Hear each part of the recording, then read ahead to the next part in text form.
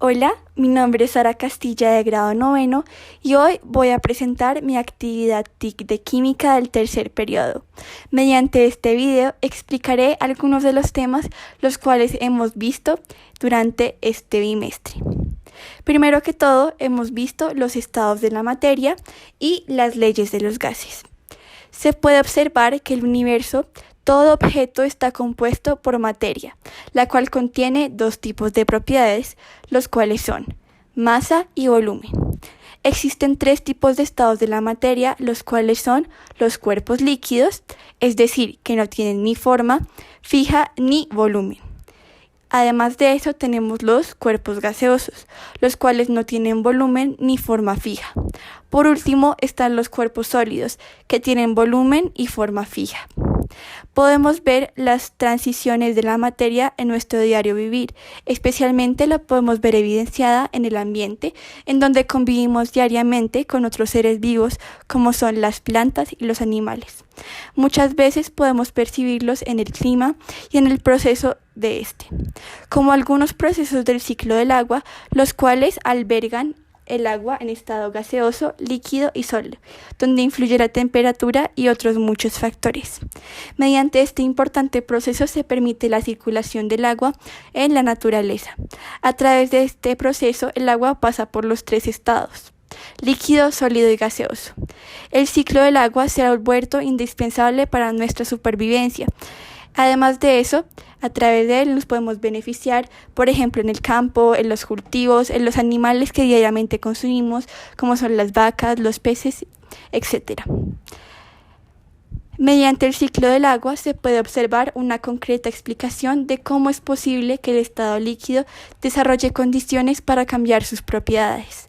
Para entender este importante proceso, se debe tener en cuenta las leyes de los gases, las cuales más adelante veremos cómo aplican en este importante e indispensable proceso. En la ley de los gases se obedecen tres tipos de diferentes leyes relevantes y que veremos a lo largo de esta presentación, las cuales son: primero, la ley de Boyle; segundo, la ley de Gay-Lussac; y por último, la ley de Charles. Estas son aplicadas y desarrolladas según el comportamiento de las propiedades de los gases.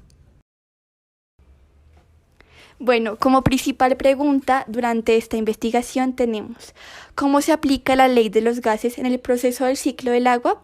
¿Y cómo es posible que ésta pase por los tres estados de la materia?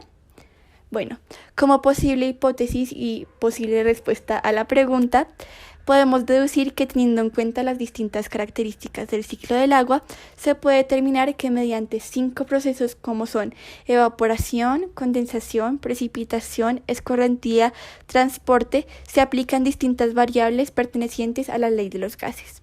Un ejemplo de ello es la temperatura, la cual provoca el cambio de estado del agua con el fin de precipitarse e iniciar el ciclo de nuevo. Para ello se presentan en distintos estados. Es importante ya que esto lo hace posible. Al evaporarse, el agua se encuentra en un estado gaseoso, por lo que no tiene ni volumen ni forma fija. En ello influye la temperatura en un paso lento y gradual. Se puede evidenciar la presión del vapor, por lo tanto tiene relación con la ley de Gay-Lussac, la cual describe esta causal. En la condensación, el agua se pasa por el estado gaseoso y pasa de este a forma líquida. Si este es lluvia o sólido, esta puede ser granizo. De ambas maneras, esta almacena un conjunto de vapor. Esta acumulación de vapor después se transformará en una nube. En la precipitación, el agua sale de la nube de forma líquida o en caso del granizo puede ser en forma de hielo. Después tenemos la escorrentía, la cual permite que el agua en forma líquida se extienda nutriendo el ecosistema y luego preparándose para el transporte. Además de esto, el ciclo se vuelve a repetir para que finalmente vuelva a evaporarse y todo el ciclo se repita.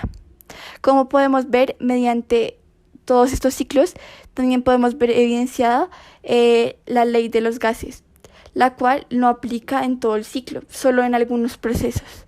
Solo en aquellos que alberga el agua de forma gaseosa o vaporizada, para luego cambiar de estado. Para comprobar esto tenemos un sencillo experimento, el cual se mostrará en las imágenes. Este muestra algunas partes del ciclo del agua y cómo en ellas aplican las leyes de los gases y cómo la materia se transforma. El ciclo del agua es un proceso en el cual la temperatura y la presión influyen muchísimo. Para ello, lo primero que vamos a hacer es poner agua a hervir. Cuando ya haya hervido, la ponemos dentro de un recipiente. Este puede ser un vaso de vidrio. Luego lo cubrimos con un papel de aluminio y al cubrirlo podemos notar cómo se va empañando y cómo lo líquido se va reduciendo y se va transformando todo en vapor. Esto por el cambio de partículas, las cuales se han movido. Esto demuestra que las partículas se separaron con movimiento constante y aleatorio. Esto debido a la fuerza de cohesión, la cual supera la fuerza de repulsión. Mediante este experimento se puede simular cómo el aumento de la temperatura provoca el cambio en las moléculas para luego evaporarse hacia las nubes. Cuando se aumenta la temperatura de 0 grados Celsius a 100 grados Celsius, el agua cambia de estado. Gracias a este experimento podemos probar cómo se comporta el agua frente a la elevación de la temperatura, cambiando de estado rápidamente. Al igual que se puede observar el cambio de las partículas. Los gases están formados por partículas pequeñas como son átomos, iones, moléculas, los cuales están en continuo movimiento y chocan elásticamente. En este caso rebotan contra la pared del recipiente, como lo podemos ver en la imagen. Esto se denomina agitación térmica, la cual es proporcional a la energía cinética media de las partículas, lo que provoca que el volumen que se ocupa se torne en una fracción muy pequeña. Como podemos ver ahí, hay más en forma gaseosa que en forma líquida, ya que se redujo muchísimo. Es importante entender que el aumento de volumen de un gas es proporcional al aumento de la temperatura. En el ámbito de la presión, mientras mayor sea la presión que se ejerza sobre un gas, será su volumen. Retomando la pregunta de investigación del inicio, como respuesta, podemos deducir que el ciclo del agua es una clara representación del constante cambio de la materia en la naturaleza.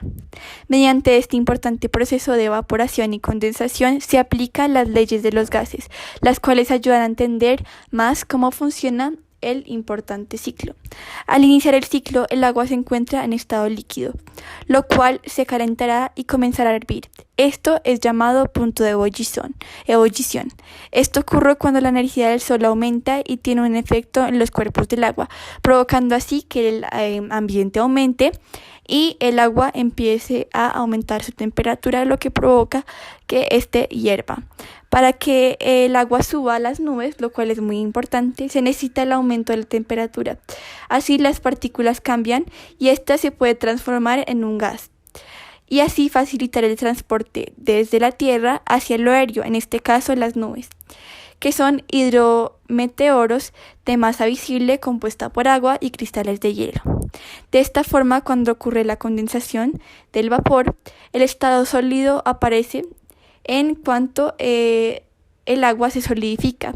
Un ejemplo de ello es el granizo, cuando lo podemos ver que son pequeñas como estados sólidos de hielo, y que después más adelante también podemos ver cómo cae la llovizna, que son pequeñas gotas de agua en forma líquida, y esto puede pasar o de forma líquida o de forma gaseosa, así volviendo los cuerpos de agua y repitiendo todo el ciclo para que podamos sobrevivir. Bueno, este fue mi video donde explico todo lo que hemos visto a través del bimestre. Muchísimas gracias.